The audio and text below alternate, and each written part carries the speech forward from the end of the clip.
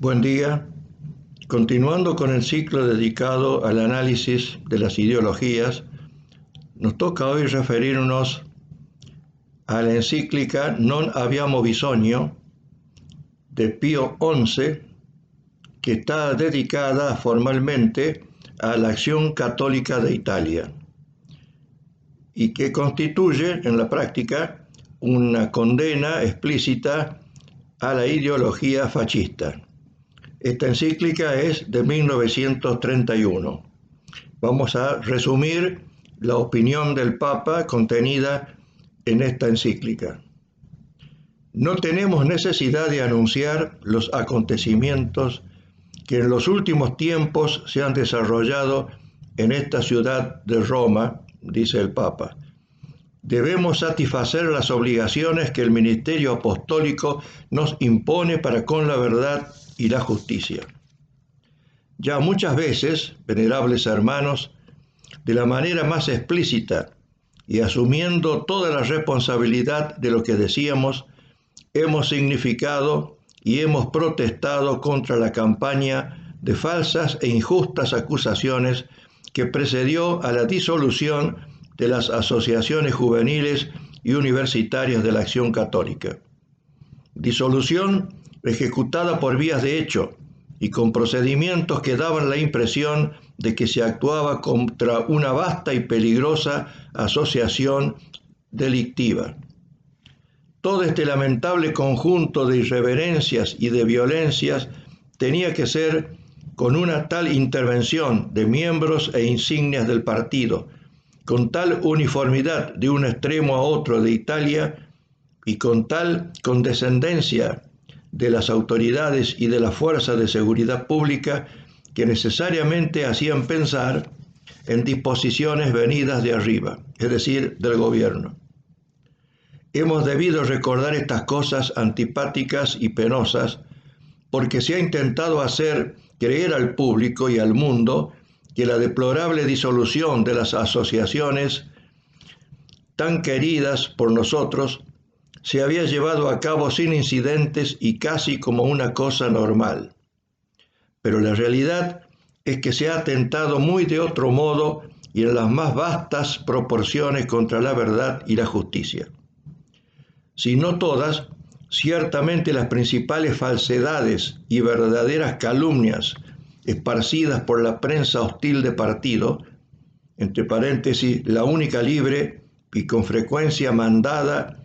o casi obligada para hablar de todo y atreverse a todo, aunque no oficial, por decir de una manera cautelosa esta calificación, y suministradas al público por los más poderosos medios de difusión que al presente se conocen.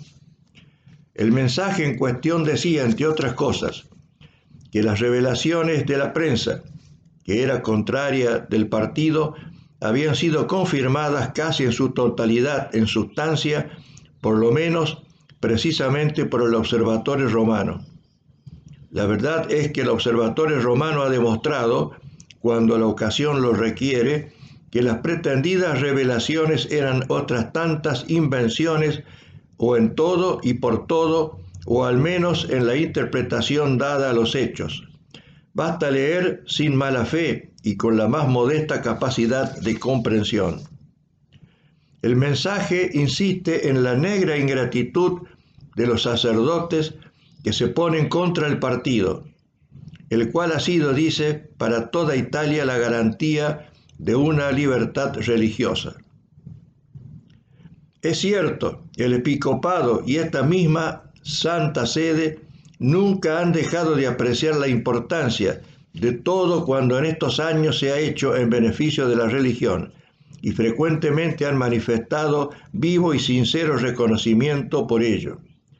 Si se quiere hablar de ingratitud, la ingratitud ha sido y sigue siendo para con la Santa Sede,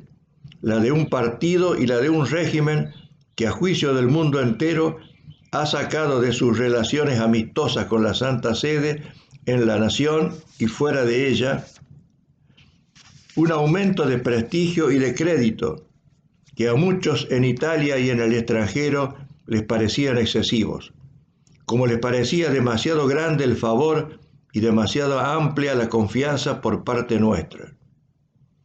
El mensaje recuerda la comparación, pregonada ya tantas veces entre Italia y los demás estados, en los que la Iglesia se halla realmente perseguida, y contra los cuales no se han escuchado palabras como las pronunciadas contra Italia, donde, dice, la religión ha sido restablecida. Ya hemos dicho que guardamos y guardaremos perenne gratitud y memoria por todo lo que en Italia se ha hecho en beneficio de la religión,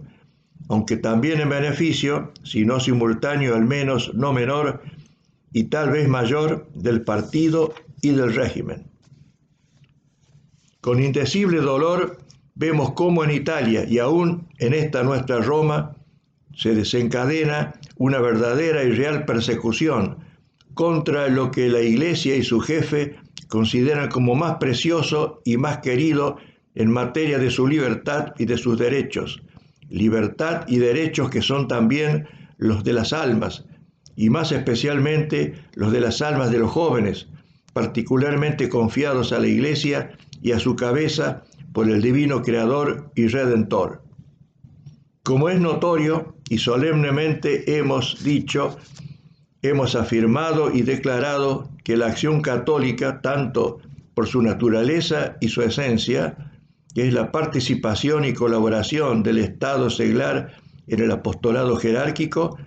como por nuestras precisas y categóricas normas y prescripciones, está fuera y por encima de toda política de partido. La acción católica tenía, dice el mensaje, banderas, insignias, tarjetas de adheridos y todos los demás signos exteriores de un partido político. Como si las banderas, las insignias, las tarjetas de adheridos y otras parecidas formalidades exteriores no fuesen hoy día comunes en todos los países del mundo, a las más variadas asociaciones y actividades que nada tienen ni quieren tener de común con la política. Es decir, asociaciones deportivas, de profesionales, civiles y militares, comerciales e industriales, escolares hasta de niños pequeños, religiosas con religiosidad la más piadosa y devota y casi infantil como la de los cruzados de la Eucaristía. El mensaje ha comprendido toda la debilidad e inconsistencia del motivo aducido,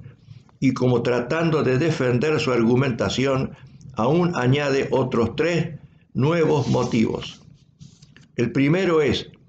que los jefes de la Acción Católica eran casi todos miembros y hasta jefes del Partido Popular, que ha sido, dice, uno de los más acérrimos enemigos del partido fascista. Esta acusación ha sido lanzada más de una vez contra la Acción Católica italiana, pero siempre en términos generales y sin precisar nombre alguno. Ante todo, hemos comprobado que cuando aún subsistía el Partido Popular y cuando el nuevo partido no existía en modo alguno, se refiere al fascismo, según disposiciones publicadas en 1919, quien hubiese ocupado cargos directivos en el Partido Popular no podía ocupar al mismo tiempo funciones directivas en la Acción Católica. También hemos comprobado, venerables hermanos, que los casos de exdirigentes locales del Partido Popular, llegados a ser más tarde directivos locales de la Acción Católica, entre los señalados, como más arriba hemos dicho, por la prensa enemiga, se reducen a 4. Repetimos, 4. Exiguo número comparado con las 250 juntas diocesanas, 4.000 secciones de hombres católicos y más de 5.000 círculos de la juventud católica masculina. Y aún debemos añadir que en los 4 casos notados se trata siempre de individuos que jamás dieron lugar a dificultad alguna y de los que algunos simpatizan francamente con el régimen actual y con el partido fascista, siendo bien visto por estos. Disuelto y desaparecido el Partido Popular, los que ya pertenecían a la Acción Católica continuaron perteneciendo a ella, sometiéndose con perfecta disciplina a su ley fundamental, es decir, absteniéndose de toda actividad política. Y esto mismo hicieron los que entonces solicitaron afiliarse a aquella. Por lo contrario, la Iglesia, la religión, los fieles cristianos, y no solamente nosotros, no podemos estar agradecidos a quien, después de haber disuelto el socialismo y la masonería, enemigos nuestros, declarados, les ha abierto una amplia entrada, como todos ven y deploran, haciéndose ellos tanto más fuertes, peligrosos y nocivos, cuanto más ocultos,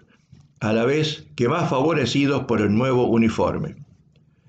El mensaje denuncia que una parte considerable de los actos y de la organización en la Acción Católica eran de naturaleza política y no tenían nada que ver con la educación religiosa y la propagación de la fe. Aparte de la manera inhábil y confusa en que parece aludirse a los objetivos de la Acción Católica, todos cuantos conocen y viven la vida contemporánea saben que no existe iniciativa ni actividad, desde las más espirituales y científicas hasta las más materiales y mecánicas, que no existe organización y actos correspondientes, y que ni estos ni aquellas identifican con la finalidad de las diversas iniciativas y actividades, al no ser sino medios con que mejor alcanzar los fines que a cada una se propone. Quedan luego los círculos de la juventud católica masculina. Esta misma juventud católica, que en las publicaciones juveniles del partido y en los discursos y circulares de los llamados jerarcas, son propuestos y señalados al desprecio y a la mofa. ¿Con qué sentido de responsabilidad pedagógica, por no hablar sino tan solo de esta, cualquiera lo ve? Como una turba de miedosos, solo buenos para llevar velas y rezar rosarios en las procesiones. Debe ser que por tal motivo hayan sido en los últimos tiempos, con tanta frecuencia y con tanto valor, tan poco noble, asaltados y maltratados hasta sangrientamente, abandonados sin defensa por quienes debían y podían protegerlos y defenderlos, aunque solo fuera por tratarse de quienes, inermes y pacíficos, eran asaltados por gentes violentas y casi siempre armadas. Precisa cerrar los ojos a esta verdad y ver, mejor dicho, inventar política allí donde no hay sino religión y moral, para concluir, como lo hace el mensaje citado, que se había creado la situación absurda de una fuerte organización a las órdenes de un poder extranjero, o sea, el Vaticano, cosa que ningún gobierno de este mundo hubiera permitido. Ante tales hechos y ante tal documentación, o sea, con los ojos y las manos sobre la realidad, nosotros hemos dicho siempre, y lo volvemos a repetir, que al acusar a la Acción Católica Italiana de hacer política, era y es una verdadera y pura calumnia. Los hechos han demostrado que se pretendía y se preparaba con ello. Pocas veces se habrá cumplido en proporciones tan grandes la fábula del lobo y el cordero,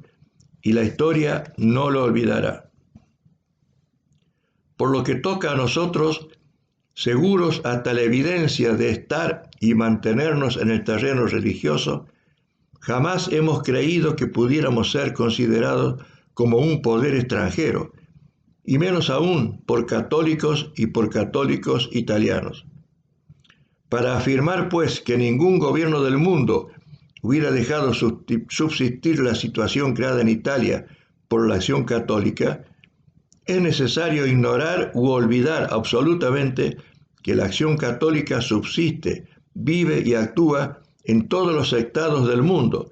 incluso en China,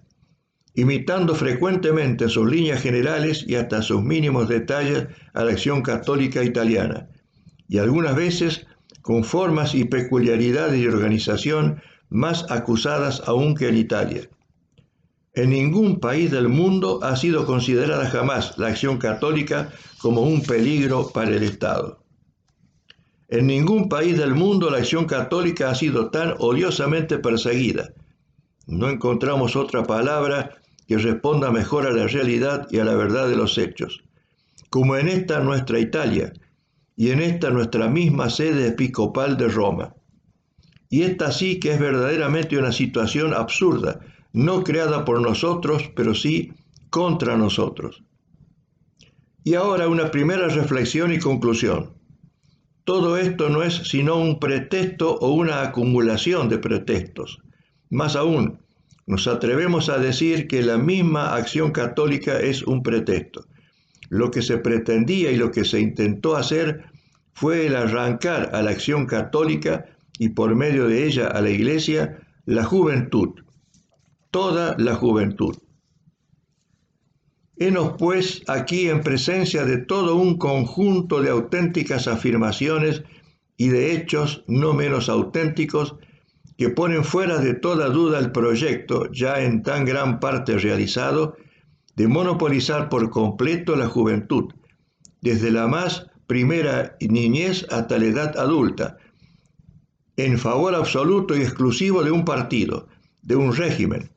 sobre la base de una ideología que declaradamente se resuelve en una verdadera y propia estatolatría pagana, en contradicción no menos con los derechos naturales de la familia que con los derechos sobrenaturales de la Iglesia. La Iglesia de Jesucristo jamás ha discutido al Estado sus derechos y sus deberes sobre la educación de los ciudadanos y nosotros mismos los hemos recordado y proclamado en nuestra reciente encíclica sobre la educación cristiana de la juventud. Derechos y deberes incontestables, mientras se mantengan dentro de los límites de la competencia del Estado, competencia que a su vez se halla claramente delimitada por los fines propios del mismo Estado, fines que ciertamente no son tan solo corpóreos y materiales, pero que por sí mismos se hallan necesariamente contenidos dentro de los límites de lo natural, de lo terreno, de lo temporal. El divino mandato universal que la Iglesia ha recibido del mismo Jesucristo, incomunicable e insustituiblemente, se extiende en cambio a lo eterno, a lo celestial, a lo sobrenatural, orden de cosas que por una parte es obligatorio estrictamente a toda criatura racional y al que por otra parte todo lo demás debe subordinarse y coordinarse. Decíamos que los últimos acontecimientos han acabado por demostrar, sin duda alguna, todo cuanto en pocos años se ha pedido, no ya salvar, sino perder y destruir en materia de verdadera religiosidad y de educación. No decimos ya cristiana, sino sencillamente moral y cívica. Una concepción del Estado que obligue a que le pertenezcan las generaciones juveniles enteramente y sin excepción, desde su primera edad hasta la edad adulta, es inconciliable para un católico con la doctrina católica. Y no es menos inconciliable con el derecho natural de la familia. Para un católico es inconciliable con la doctrina católica el pretender que la Iglesia y el Papa deban limitarse a las prácticas exteriores de la religión, o sea, la misa y los sacramentos, y que todo lo restante de la educación pertenezca al Estado. Las doctrinas y máximas erróneas y falsas que acabamos de señalar y de lamentar, ya se nos presentaron muchas veces durante los últimos años, y como es sabido, nosotros no hemos faltado jamás, con la ayuda de Dios, a nuestro deber apostólico de examinarlas y contraponerlas con justos llamamientos a las verdaderas doctrinas católicas y a los inviolables derechos de la Iglesia de Jesucristo y de las almas redimidas con su sangre divina. Pero no obstante los juicios, las previsiones y sugestiones que de diversas partes aún muy dignas de toda consideración llegaban hasta nosotros, siempre nos abstuvimos de llegar a condenaciones formales y explícitas. Aún más, llegamos a creer hasta posibles y favorecer aún por parte nuestra compatibilidades y cooperaciones que para otros resultaban inadmisibles. Hemos obrado así porque siempre pensábamos, y más bien deseábamos, que siempre quedase siquiera la posibilidad de la duda de que se trataba de afirmaciones y actitudes exageradas, esporádicas, de elementos sin la debida representación. En resumen, de afirmaciones y actitudes imputables en su parte censurable, más bien a las personas y a las circunstancias, que a una sistematización verdadera y propiamente programática. Los últimos acontecimientos y las afirmaciones que los han precedido, acompañado y comentado, nos quitan la tal deseada posibilidad.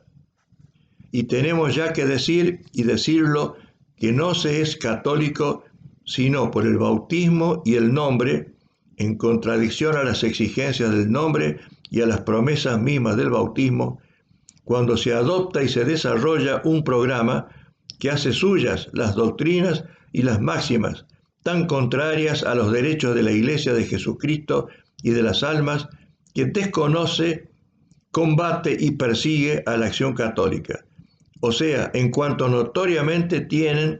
por más caro y más precioso tanto a la Iglesia como su jefe. Y ahora nos preguntáis ya vosotros, venerables hermanos, ¿qué se debe pensar y juzgar a la luz de cuanto precede? De una fórmula de juramento que aún a niños y niñas les impone el cumplir sin discusión algunas órdenes que, como lo hemos visto y lo hemos vivido, pueden mandar contra toda verdad y justicia la violación de los derechos de la Iglesia y de las almas, ya de por sí mismos sagrados e inviolables, así como el servir con todas sus fuerzas, hasta con su sangre, a la causa de una revolución, que a la Iglesia y a Jesucristo les arranca las almas de la juventud, que educa a las fuerzas jóvenes en el odio, en la violencia, en la irreverencia, sin excluir a la misma persona del Papa, como tan cumplidamente lo han demostrado los últimos acontecimientos. Cuando ya la pregunta ha de plantearse en tales términos, la respuesta desde el punto de vista católico y aún meramente humano es inevitablemente única. Y nosotros, venerables hermanos, no hacemos sino confirmar la respuesta que ya os habéis dado.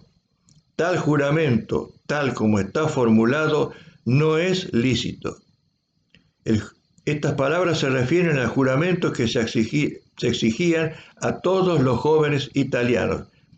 y que dice textualmente: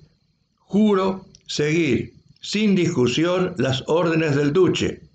y defender con todas mis fuerzas y, si es necesario, con mi sangre, la causa de la revolución fascista. Conociendo las múltiples dificultades de la hora presente y sabiendo que la inscripción en el partido y el juramento son para muchos condición indispensable para su carrera, para su pan y para su vida, hemos buscado un medio que revuelva la paz a las conciencias, reduciendo al mínimo posible las dificultades exteriores. Nos parece que ese medio para los que están ya inscriptos en el partido podría ser el hacer personalmente ante Dios y ante su propia conciencia esta reserva: a salvo las leyes de Dios y de la Iglesia, o también a salvo los deberes de buen cristiano, con el firme propósito de declarar aún exteriormente esta reserva cuando llegara a ser necesario. Y por ello afirmamos que con todo cuanto hemos venido diciendo hasta aquí, nosotros no hemos querido condenar ni el partido ni el régimen como tal. Hemos querido señalar y condenar todo lo que en el programa y acción de ellos que hemos visto y comprobado era contrario a la doctrina y a la práctica católica, y por lo tanto inconciliable con el nombre y con la profesión de católicos. Y con esto nosotros hemos cumplido un deber preciso del ministerio apostólico para con todos aquellos hijos nuestros que pertenecen al partido, a fin de que puedan salvar su propia conciencia de católicos. No se diga que Italia es católica pero anticlerical, aunque lo entendamos tan solo en una medida digna de particular atención. Vosotros, venerables hermanos, que vivís en las grandes y pequeñas diócesis de Italia, en contacto continuo con las buenas gentes de todo el país, sabéis y veis todos los días hasta qué punto son, si no se las excita ni se las extravía, ajenas a todo anticlericalismo. Todo el que conoce un poco íntimamente la historia de la nación sabe que el